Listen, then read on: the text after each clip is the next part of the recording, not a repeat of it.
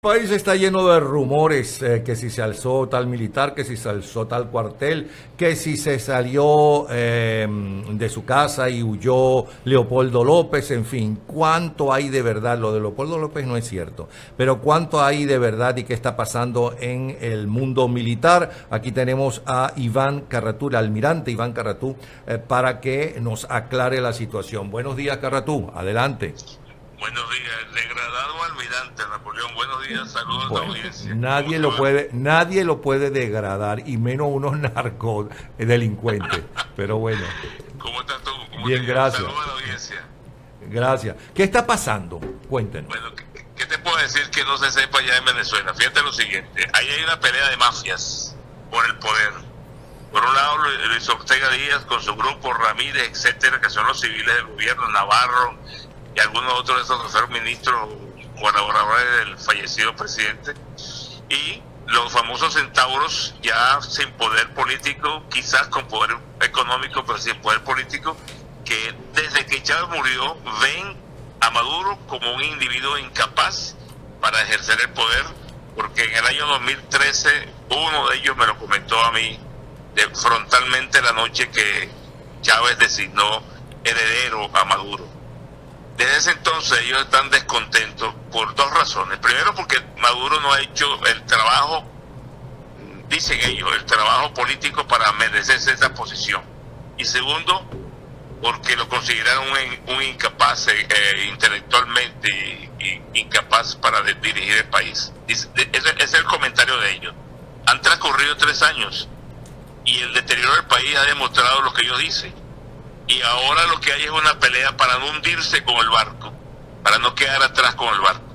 Esas detenciones que han ocurrido no son producto de militares profesionales, que sí los hay, pero no todos, que están buscando una salida hacia la democracia. Porque el golpe de Estado, o sea, el cuartelazo militar es imposible. Yo tengo 2 audios que me mandaron militares este fin de semana y me dicen, eso que está corriendo en la calle es imposible.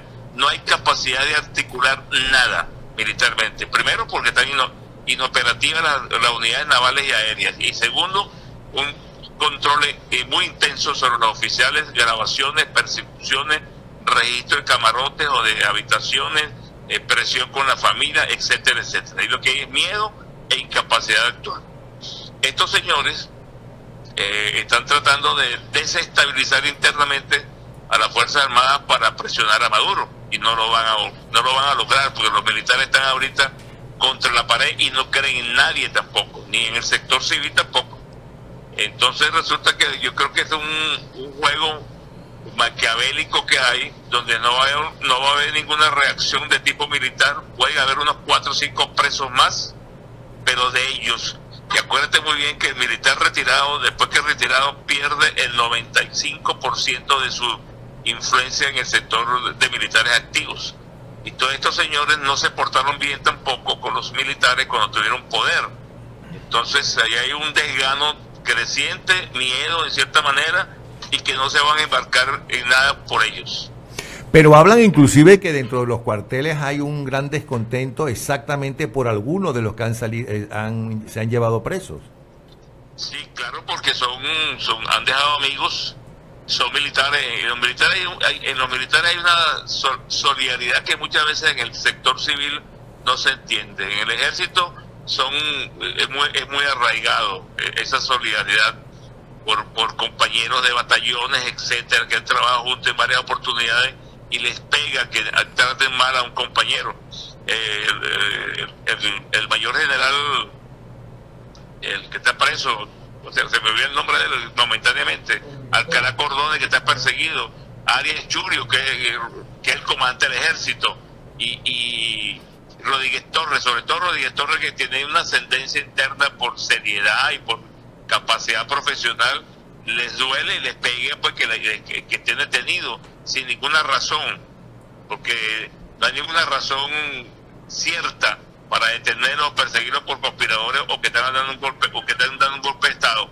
Entonces eso crea un malestar en el ejército. Yo hablé con unos marinos, algunos marinos ni se enteraban ni sabían lo que estaba ocurriendo con estos oficiales, porque también las comunicaciones están bastante restringidas de información. No es como antes, que uno se enteraba inmediatamente de todo. Entonces, lo que hay son rumores, muchos rumores. Hay gente descontenta, claro que está por otras razones: hambre, mal sueldo, no tienen acceso a los bienes de consumo como antiguamente era en el sector militar a través del ICFA o los mercados internos que había en la Fuerza Armada. Todo eso se ha ido deteriorando, y por supuesto el país, tan deteriorado que está, también alcanza al sector militar. No todos tienen el poder, no todos tienen el acceso a una mejor calidad de vida, pero ese deterioro que todos sentimos, inclusive los que estamos afuera, se está reflejando en el interior de los cuarteles. Hay malestar, hay molestias, hay incomodidades, pero no para producir un evento de ruptura interna. Tampoco hay una crisis militar, hay un descontento por la situación social del país. O sea que usted no es muy optimista, que digamos, sobre el futuro inmediato del país. Optimista soy porque tenemos que trabajar todos para sacarlo, y tú y yo y todos los que estamos fuera estamos trabajando para eso. Pero las esperanzas o las expectativas de que se acelere o se catalice una ruptura del gobierno desde el sector militar, yo lo veo muy lejano, yo lo veo muy difícil. Y te digo esto por la información que recojo. A mí me llegan audios grabados por militares y me explican la situación y me explican el problema. Es más, me piden ayuda para que canalice ayuda con el sector del sector político norteamericano, porque ellos ven que el país se va al barranco o está en el barranco y no tienen capacidad de hacer nada. Pero tampoco los civiles han podido hacer, han dado los muertos, hay más de un centenar de muertos y tampoco se ha podido tumbar el régimen. No, claro, yo te entiendo. Desde que yo estaba en Venezuela, por ese periodo de tiempo, y yo hablaba más a menudo con militares, les decía, bueno, pero los ciudadanos están en la calle, están marchando, pero el problema nuestro, el punto focal, para llamarlo una palabra, es la desarticulación de la oposición política venezolana. Es inconcebible que ahora haya dos grupos, no sé cuál podría ser mayoritario en el sector popular, si yo Venezuela o la otra Frente Amplio que están creando, pero es inconcebible que el Frente Amplio diga públicamente que le está dando entrada a los que son del proyecto político, que han sido parte de la tortura y parte de la persecución y parte de la represión y asesinato, y no se explica.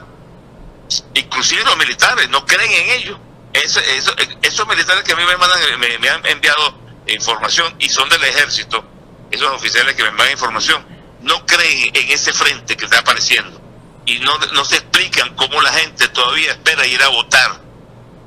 Ellos dicen, no, tiene que haber un paro general, algo que produzca una unión de esfuerzos, que produzca la ruptura. El gobierno... pero ¿por qué el gobierno... Pero ¿por qué el gobierno... El gobierno está muy Carratú.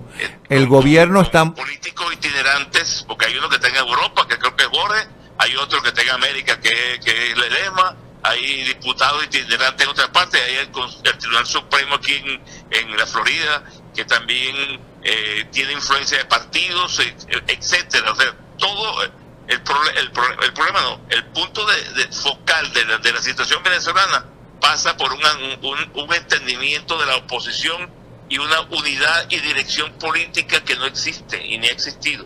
Bueno, esta mañana justamente Thais Peñalver, Carratú, esta mañana justamente Thais Peñalver pedía esa unión, pero en el programa, pero ¿de qué vale esa unión si, como usted mismo dice, los militares no pueden accionar? La gente va a salir a la calle, las van a volver a matar, ¿no? Los muchachos, ¿no? Y no va a pasar absolutamente nada, porque los militares, según usted dice, no pueden accionar como accionaron, por ejemplo, el 11 de abril.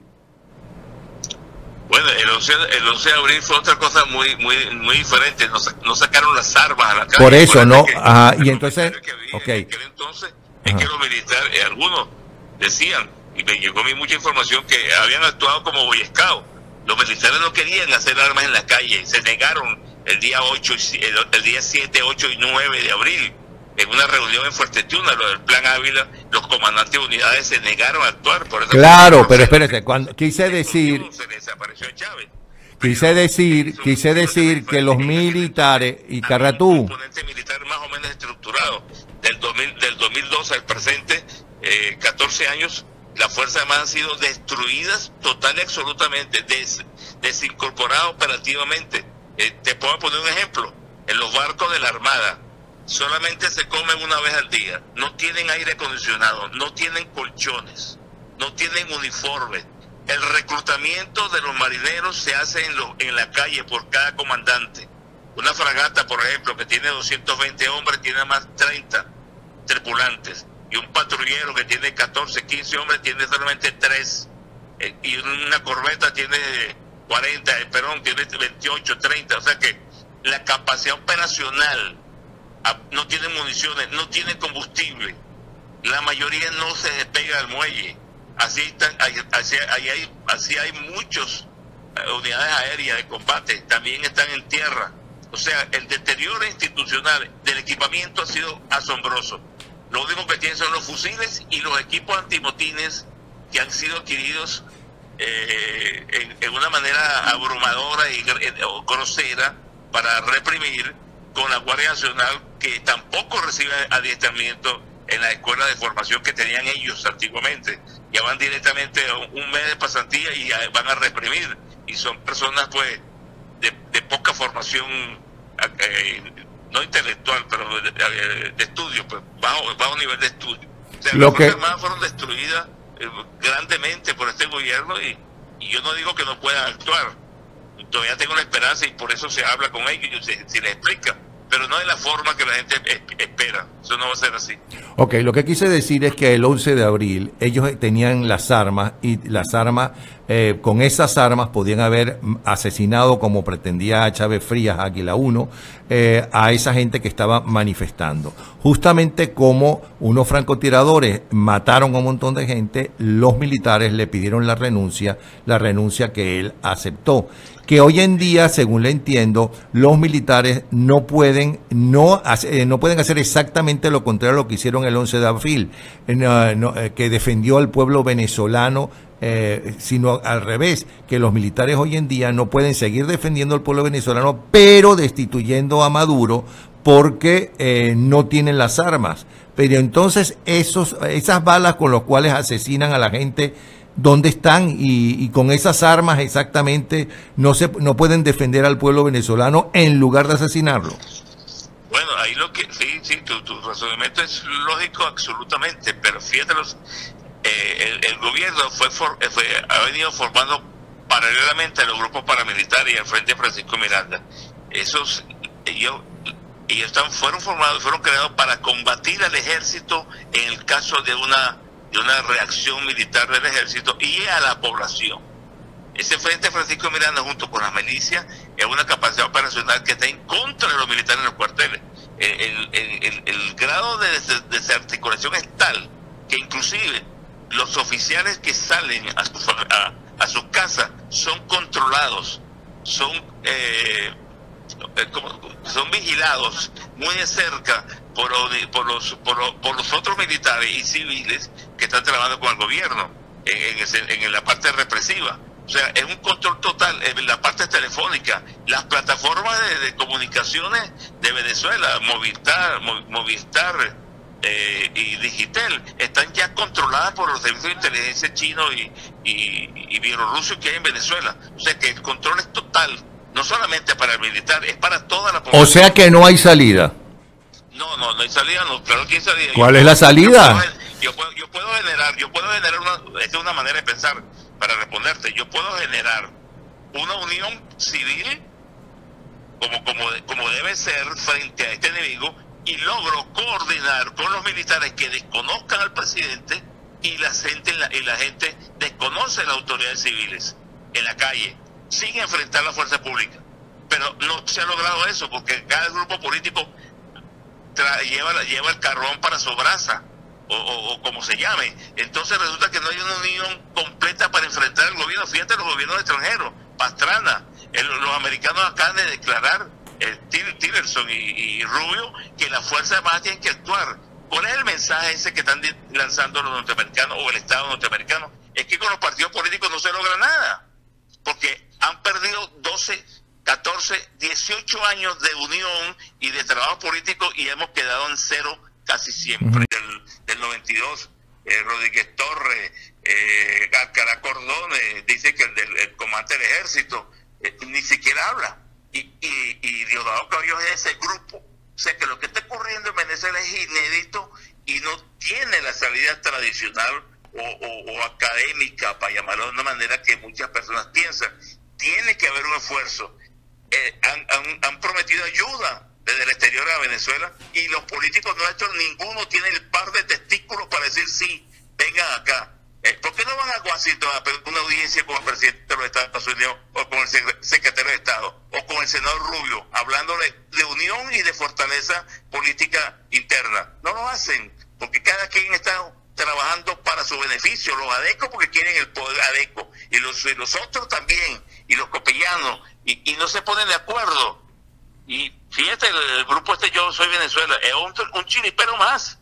No es que lo esté criticando, sino que es lo que han tenido que hacer para desprenderse de la vieja práctica política que había en la Mesa de la Unidad Democrática, que no sirve tampoco para nada. El país ha vuelto leña por todos lados.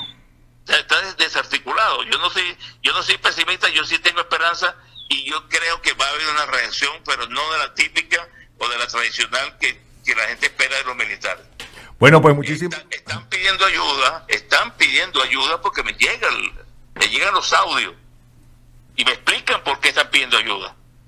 Entonces, si yo tengo una actitud antimilitar, como hay en Venezuela en algunos sectores políticos, Voluntad Popular es antimilitar, Acción Democrática es antimilitar, el Primero Justicia es antimilitar, el Movimiento Progresista es antimilitar, expuesto públicamente. Entonces, ¿cómo nos podemos acordar todos si hay un rechazo mayoritario o hay un rechazo parcial hacia lo que puede ocurrir? El 11 de abril, yo estaba involucrado en cierta manera en estas cosas, ayudando. Y hubo un momento que los políticos se retiraron y dejaron a Carmona solo, porque no querían a Carmona. Y lo que había con Carmona era una junta de transición, una junta de gobierno. Y no pudo nombrarla. Estuvo 36 horas en el Ministerio de la Defensa y no me lo dijo a mí personalmente, pues yo lo fui a visitar cuando estaba preso, porque tenía una amistad con él, desde que mi cargo en Miraflores. Y me dijo: almirante, estuve 36 horas, no pude nombrar el alto mando militar. No hubo disciplina ni hubo entendimiento entre ellos y no pude hacer más nada. ¿Cómo será eso ahorita? A mí me dijeron en Washington: ¿a quién se va a asumir el control político del país en caso de que salga Maduro? ¿Quién lo asume? ¿Qué equipo? ¿Dónde está? O sea que todo el mundo está temeroso, confundido y escéptico frente a la situación que se está manejando el país. Analiza las entrevistas y las declaraciones de los personeros de los partidos políticos. No se entiende. Yo no lo entiendo. Sí. Y trato de ser benévolo y trato de ser comprensivo de lo que está ocurriendo ahí en el país, pero a veces que me sorprende la actitud de cada uno de ellos, inclusive también de los militares, el alto mando militar. Los generales almirantes no tienen ningún criterio, ninguna autoridad y tienen mucho temor de caer, porque ellos saben que al caer pueden haber medidas judiciales y medidas de investigación muy fuertes sobre ellos, por muchas razones, entre ellos la económica y la represión civil de los civiles, etcétera, la traición a la patria. Ellos están contra la pared también, esos generales y muchos de los subalternos, pero la mayoría son los jefes. Entonces, bueno, yo no quiero aparecer como un pesimista, que quizás tú lo veas de esa manera, pero la cosa no es tan fácil. Bueno, pero cada día lo pone más difícil. Sí, bueno, pues muchísimas gracias, Carratú, muchísimas gracias, almirante Iván Carratú. Gracias, Napoleón. Un abrazo, hasta luego. Vamos ahora con otro militar en retiro, vamos con Iván Ballesteros y su plomo. Saludos, les habla Napoleón Bravo para invitarles a que nos sintonicen a través de aevestereo.com Todos los días, de lunes a viernes a las 8 de la mañana en 24 horas radio. También todos los días, 4 veces al día, de lunes a viernes, en tal día como hoy, en diferentes horarios, en la mañana y en la tarde. Y los fines de semana, sábado y domingo, desde las 3 de la tarde y hasta las 6, en nuestro programa de todos los años. Gente en Ambiente, lo mejor de nuestra vida. AEBestereo.com.